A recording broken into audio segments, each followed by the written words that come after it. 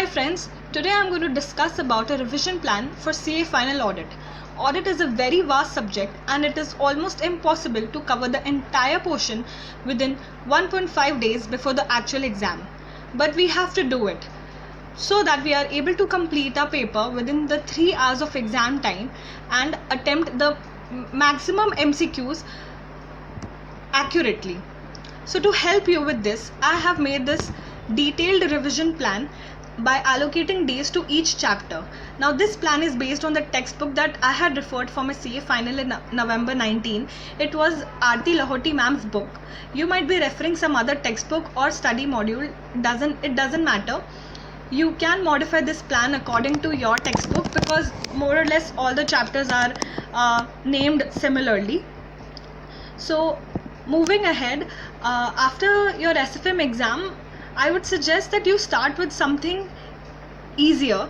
For me, Caro and Professional Ethics was very easy because it was an objective based topic. You just had to revise the clauses that you have been studying from the past 4 months or so, and then you're good to go. So you can do this while relaxing or eating, and it is quicker. Also, these topics are very important from the point of view of CA final, and if you're done with these major topics on the day of SFM exam, you have secured like 16 marks for your CA final audit. Then moving ahead, on the next day, that is one full day before your audit exam, I would suggest you not to start with standards on auditing. Like as you can see on the screen, I have kept standards as the last topic for the day, and you might be wondering why. So standards are such that we've been studying from CA IPCC in a lot of detail. Even as a CA final student, we always focus more on standards all through our revisions. But from the recent trends, we can see that a lot of questions have been asked on other topics as well, whether in MCQs or in the subjective questions. Other small topics have also been given equal importance. So if you start with standards, you would not realize when you will just finish your whole day in studying just standards and won't get enough time to revise on any other topics. So I would suggest that usually standards are a stronger point for us students. So let's start with other topics first. So in that manner, I have listed down the topics which I followed, because one was a boring topic, the other one was slightly interesting. That way I have formed this list and allocated time to each chapter, and by the end of the day, if any remaining time is left, you can start with standards. If no time is left, then you can sleep on time. It's no big of a deal, and next morning before your exams you can wake up a little early to start with your standards. Now believe me, we have been studying standards from a very long time, and we can, when we're under pressure of that exams, we can finish revising standards well within 5 hours. But if you had started with standards on that one full day, you might have taken it so lightly or went in so much detail that you might have finished the entire day in studying standards only. So that's why I have planned it this way, where you start standards at the end of the day or in the next day's morning before exam. So after studying standards and finishing the whole revision by almost exam time, you still might have around 1 hour where you would like to revise all the important questions that you might have marked from your recent attempts, RTPs, MTPs or past papers, and by 1 PM you are very good to go for your exams.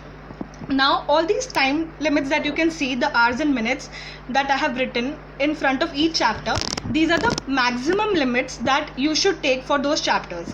Now don't worry, it is not a pressurized rule. Like some students might be comfortable with company accounts and audit and might be able to finish the chapter in 1.5 hours instead of 2.5 hours, whereas for audit committee they might take 2.5 hours. So all this depends on what are your strengths and weaknesses, and you can modify it here and there, but this is a broad outline or framework that you can follow. Also, do not get disheartened if you're not able to complete that chapter in the stipulated time. Just for example, you've started with the chapter of audit of banks, and 1 hour is almost about to get over, and for some reason you could not finish it. And so what should you do at that point of time? Now, when it happened with me, I first analyzed that how much is left. I spent 2 minutes in analyzing. Is majority portion of the chapter is left, or a very small chunk is left? If the answer is majority portion, I would skip that chapter for now and move on to the next chapter according to my day's plan. And if a very small chunk is left, then I would finish it quickly and then catch up in other chapters. That is the first point. Second important thing is, what do you have to study exactly in this time? You cannot afford to read every answer. You might have highlighted different answers or concepts or topics while you were revising in the earlier revisions, and you have to just go through those topics and answers. You cannot read every line from every chapter, because then this revision plan is not going to work. You have to have a little confidence in yourself that the previous revisions were done very thoroughly, and if you revise just the important points right now, you will surely remember the entire detailed concept when asked in exam. So keeping that in mind, you have to move forward. Now I'm attaching this revision plan along with the index of the book that I have referred in the description of this video, so that you can modify your plan accordingly. And I hope this video has been helpful. Thank you guys. All the best and happy studying.